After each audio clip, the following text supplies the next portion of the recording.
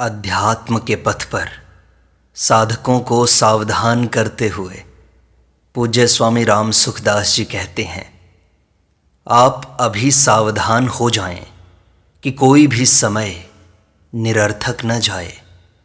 व्यर्थ की बातें करना, आलस्य प्रमाद करना, हंसी दिल लगी करना, बीड़ी सिगरेट पीना इत्यादि निरर्थक कामों में, झूठ कपट पाप के कामों में अगर समय लगता है तो यह बड़े भारी दुख की बात है।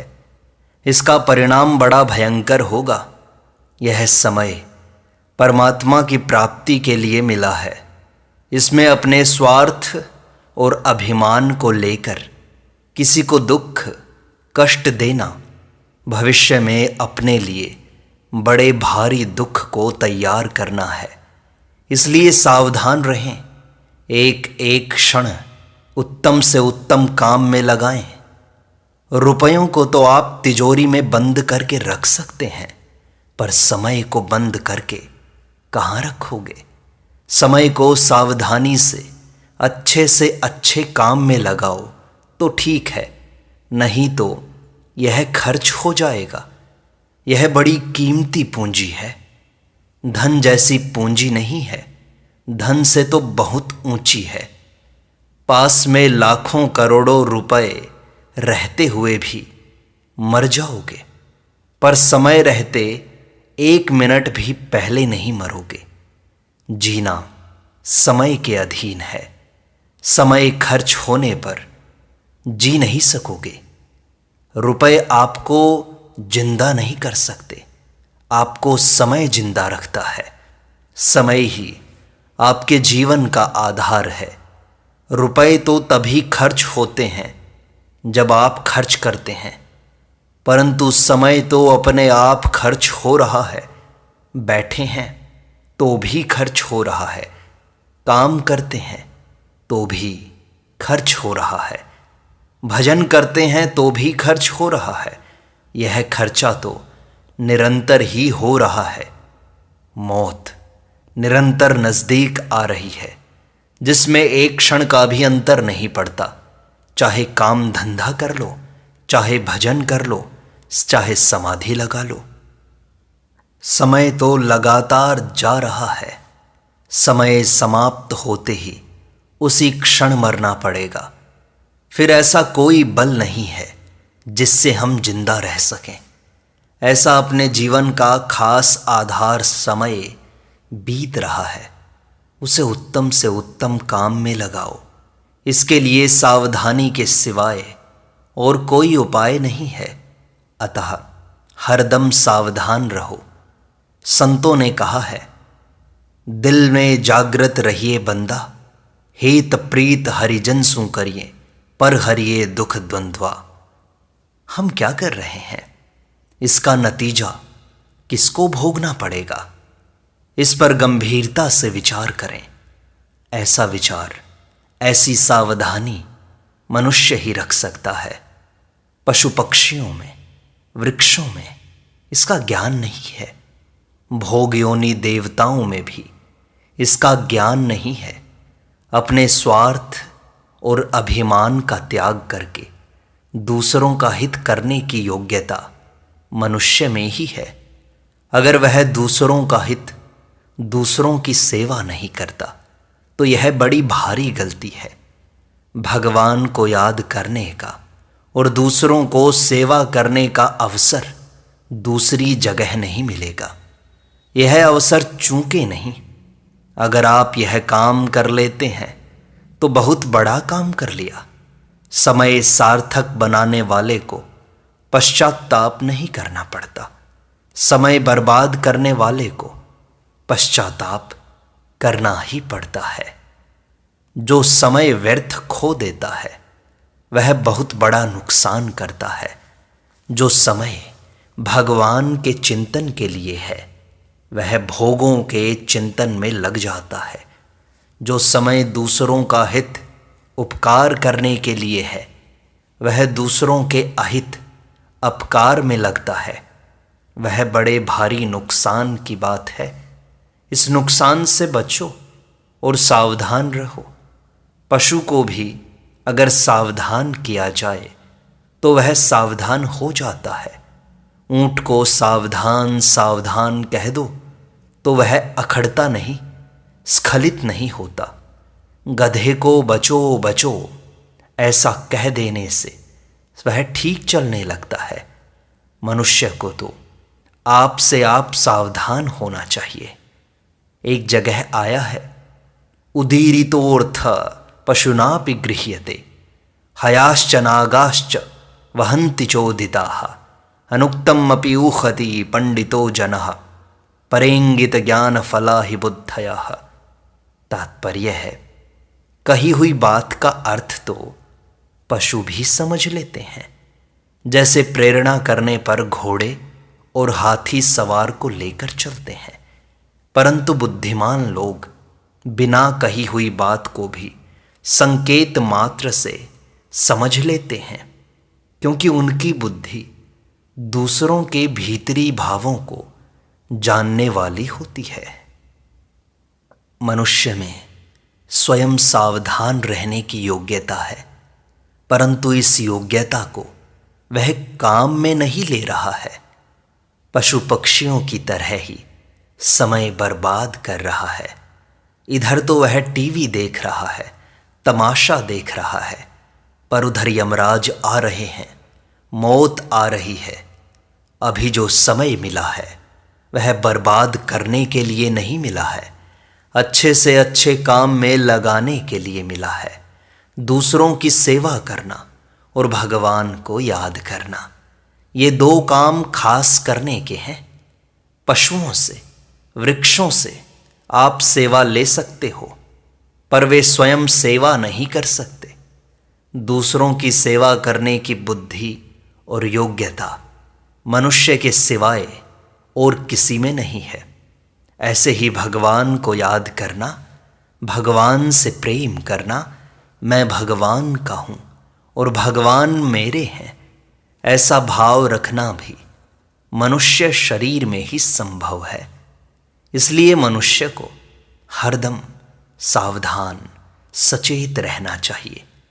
अपने घरों में बड़े बड़े अक्षरों में सावधान लिख देना चाहिए, जिससे उस पर दृष्टि पड़ती रहे और सावधानी बनी रहे।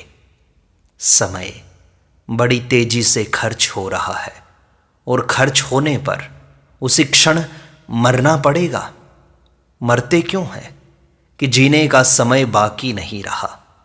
आप कितने ही बुद्धिमान हो, आप में कितना ही बल हो, आपके पास कितने ही रुपए हों, आपका कितना ही बड़ा राज्य हो, आपके पास सब कुछ हो, पर मरने के समय वह कुछ काम का नहीं है। कहते भी हैं, अरब खरब लो द्रव्य है, उदय अस्त लो राज, तुलसी सो निज मरण है, तो आवही की ही काज। इसलिए सावधान रहो। बहुत ही सीधा सरल उपाय है कि राम राम राम कहना शुरू कर दो और भीतर बार बार भगवान से कहो कि हे नाथ, ऐसी कृपा करो कि मैं आपको भूलूं नहीं। भगवान की स्मृति संपूर्ण विपत्तियों का नाश करने वाली है। हरि स्मृति ही सर्व विपद मोक्षणम। बड़ी सीधी सरल और बहुत महत्ता की बात है। केवल सावधानी की आवश्यकता है कि समय खाली न जाए।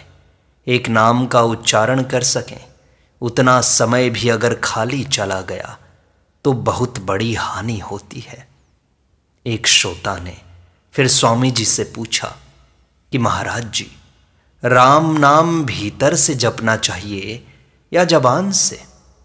तब स्वामी जी ने कहा, चाहे भीतर से जपो चाहे जबान से जपो, जिस किसी तरह से जपो, नाम जप छूटना नहीं चाहिए। श्रीमद् भागवत महापुराण में आया है, तस्मात् केनाप्योपायेन मनः कृष्णे निवेशयेत्। किसी भी तरह, किसी भी उपाय से हमारा मन श्री कृष्ण में लगना चाहिए, भगवान में लगना चाहिए। किसी तरह से आपका मन, आपकी वाणी, आपका संकल्प भगवान में लग जाए, इसके लिए प्रार्थना करो। इसके लिए कोई समय, कोई मुहूर्त नहीं देखना है। मनुष्य शरीर मिल गया तो बस मुहूर्त मिल गया है। कहा भी तो है, सोई तिथ सुतिथ है, सोई बार सुबार, भद्रा भागी मानवा, सुमरचा सिरजनहार। फिर एक श्रोता ने स्वामी जी से पूछा, स्वामी जी, भगवान का नाम लेना और भगवान का कार्य करना, दोनों में ज़्यादा आवश्यक कौन सा है?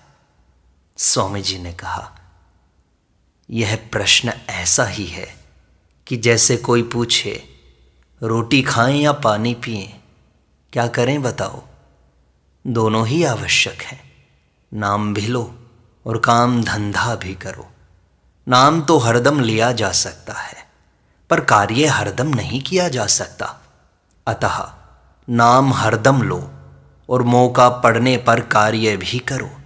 भगवद गीता में कहा, तस्मात् सर्वेषु कालेषु माम अनुस्मर युध्य च। जो शास्त्र विहित काम सामने आ जाए उसे भगवान का समझ कर करो और नाम निरंतर लेते रहो, नाम छूटे नहीं।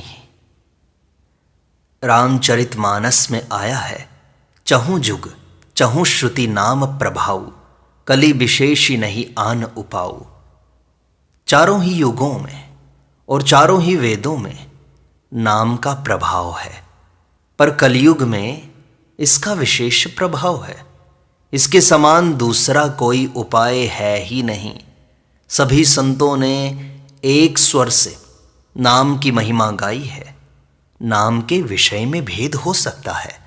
कोई ओम कहेगा, कोई राम कहेगा, कोई हरे राम बताएगा, कोई ओम नमो नारायण बताएगा।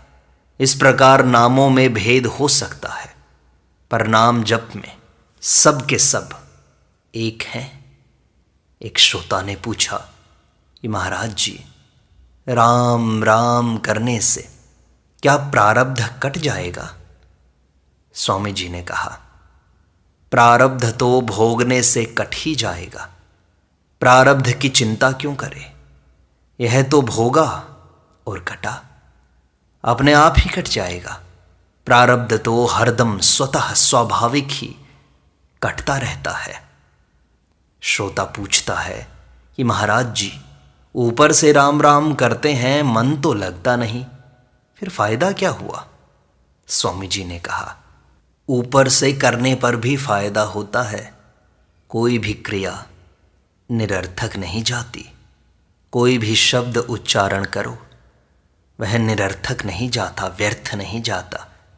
फिर भगवान का नाम तो भगवान का ही है, वह निरर्थक नहीं जाता। इतनी ही बात नहीं है, अपितु नाम का उच्चारण करने से त्रिलोकी का बड़ा भारी उपकार होता है।